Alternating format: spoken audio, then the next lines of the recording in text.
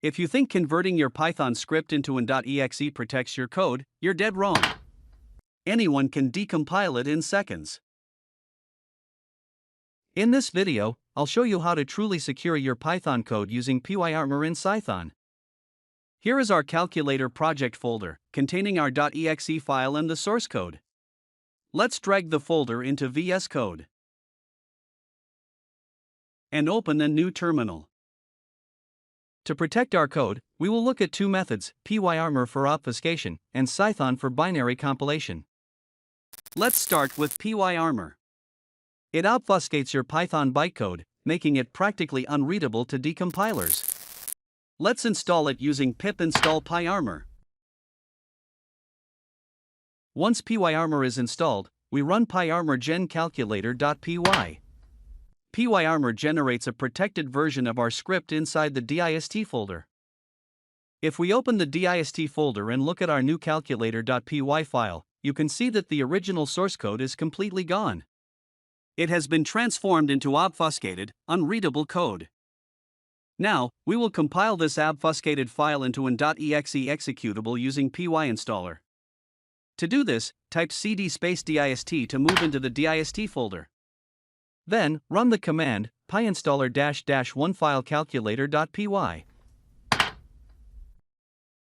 PyInstaller has finished building the application. Our new protected .exe file is now ready inside the dist folder.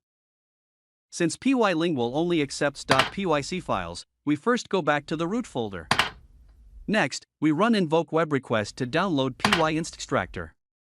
Notice that nothing appears on screen. This silent behavior is normal and indicates a successful download. Then, we enter the dist folder twice because PyInstaller created a nested subfolder. Finally, we run PyInstXTractor pointing 2 levels up to extract our calculator executable. Now, inside the extracted folder, we locate our .pyc file and drop it directly into pylingual. Even though the decompiler marks it as successful, look at the result. The generated code is completely unreadable and encrypted. Our application logic remains fully protected. Now, let's move on to the second method, Cython. Unlike PyArmor, Cython compiles Python code directly into C code and generates a native binary file, making reverse engineering extremely difficult. We start with a clean workspace containing only calculator.py. First, we go to File, select New File, and create setup.py.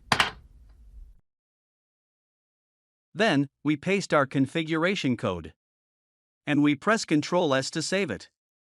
This script instructs setup tools to compile calculator.py using Cython. Now, we open the terminal and run python setup.py build _ext and place compiler equals mingw32. This process translates our Python code into C, and then compiles it into a binary extension file. Now, let's open the Python interactive shell to test our compiled module. We import calculator, instantiate our application, and launch the native GUI. As you can see, the application runs smoothly using our compiled C extension module. Let's click on the calculator.pyd file to inspect its code. Notice that our Python source code is now compiled into a binary PYD file, keeping the underlying code protected and unreadable. Note that Cython creates a binary module requiring Python to run, not a standalone exe. To distribute it independently, you can package this PYD using PyInstaller. First, we create a short entry file named main.py. This script imports our compiled calculator module and launches the application. Next, we run PyInstaller with the -1 file and -no console flags to bundle everything into a single Windows executable. Once compiled, we open the dist folder and launch main.exe. Our application runs as a completely standalone executable. Even if someone tries to extract the code from this exe, they will only find our protected binary module instead of Python source code. Thanks for watching.